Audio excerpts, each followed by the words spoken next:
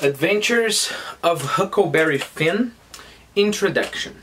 Well, if you know the channel here, you know that I've been reading for some time now, I think 2 or 3 months, The Old Man and the Sea, from cover to cover.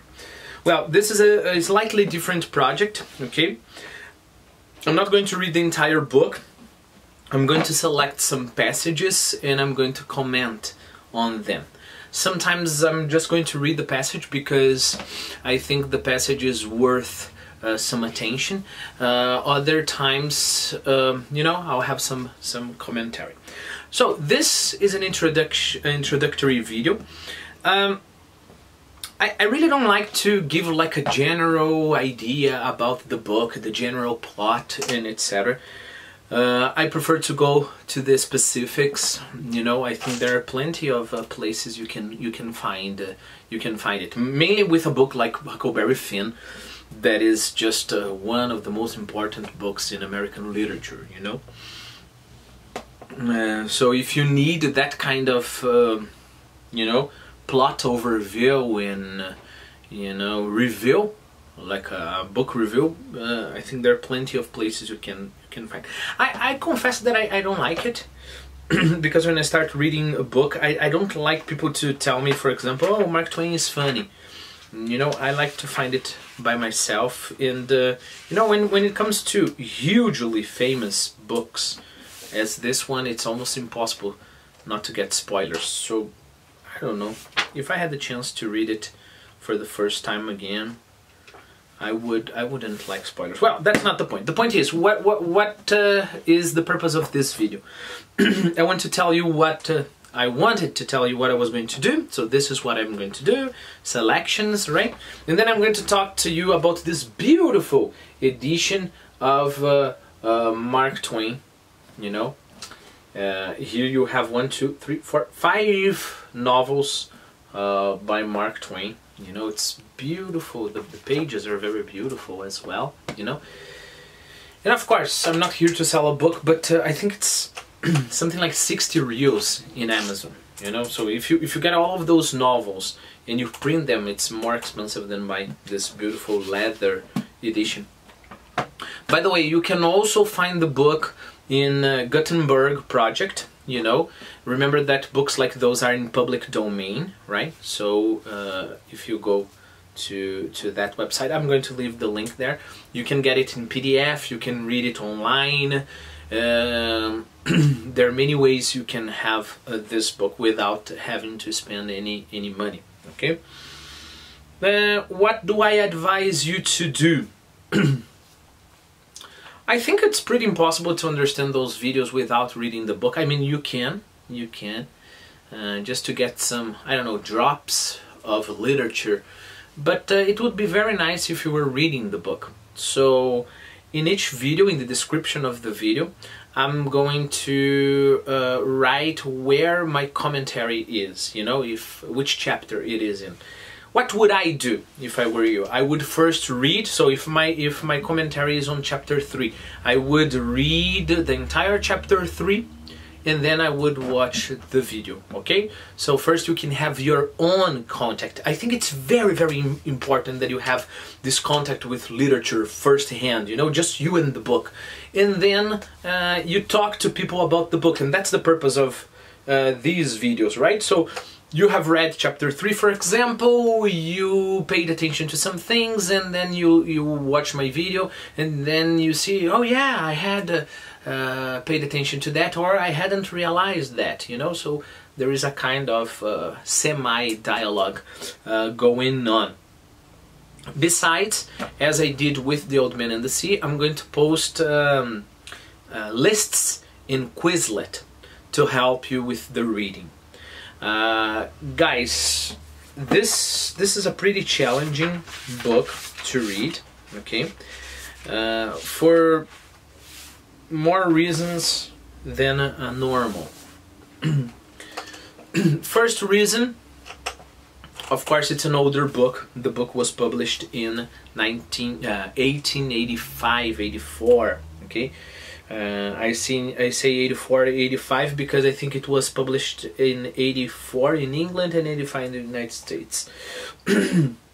So there is this thing. First, it's literature. Literature always takes language up to the limit. If you want to get to know more about this idea about literature taking language up to the limit and breaking the limits of language, in the introductory videos of The Old Man and the Sea, intro 1, 2, and 3, I talk about that. Okay, so that's the second reason, because literature is naturally more difficult than other language.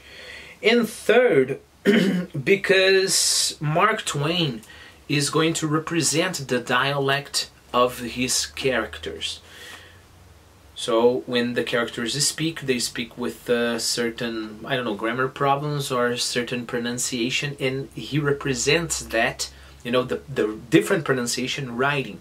So that means, for example, for sit, you are going to see the word spelled set. You know, because that's actually a pretty common variation in the United States, you know. Keep in mind, in English we have E, E. Oh, we even have them 4, but okay. E, E, E, E. You know, in some variations of American English, for example, they pronounce E instead of I. You know, this weaker E, right? So they actually say set, se with E for sit, like sit down, right? But it's going to be spelled there as sit with an E, right? And that may confuse you a lot, you know. Sometimes you take a look at the words and you actually don't know what is going on, okay? That's why, guys, if you want, you can do your reading with the Quizlet list I've made.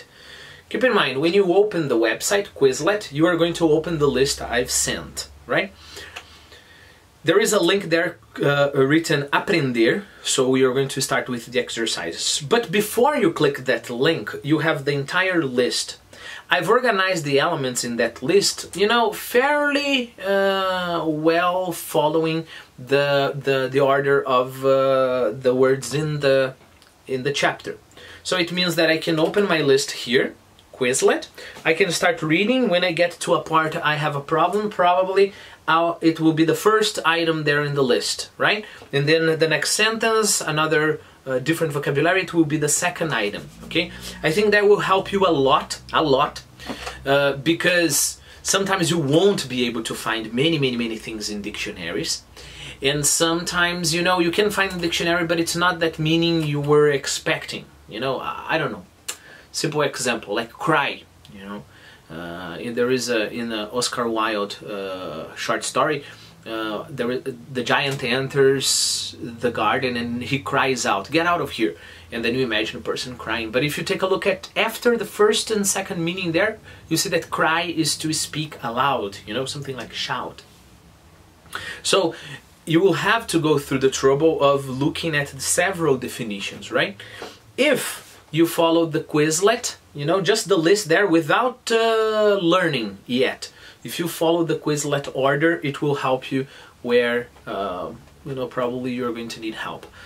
Of course, I haven't put there every single little word, but I think it will be useful, right? And then if you need extra help, of course, use a good dictionary. Again, I advise the free dictionary, all right? The free dictionary. After that, so you have finished reading. So yeah, look at the dynamics. I'm going to read chapter 3. So I would open my video here in the channel. I would get the Quizlet list, and then I would read the entire chapter 3 by myself. Okay, so that's it. I've done my work. After that, on another day, I would go back there, and I would watch my video and then play the little game we have in Quizlet. You know, when you click learn, aprender, right? So you click aprender there, and then you do a kind of exercise testing what you have done. That's the dynamic I would do. One more thing, guys, you will realize that probably not only all the chapters will have a video, but all the chapters will have a Quizlet list. So when you enter Quizlet, right? Let's imagine chapter 7. You need some help with chapter 7. But I don't have a video there published in chapter 7. So when you enter Quizlet, you can enter the folder I've created for Huckleberry Finn. And then you are going to have all the lists organized there. You know, all the lists. Okay? Well, so I really hope you enjoy your reading. I would advise, what is the pace I would advise you to read if you are one of my students? If I'm not wrong, it would be nice for you to take 16 weeks to finish reading this book if you are following the pace of our classes. So I would advise you to read 12 pages a week, okay? 12 pages a week.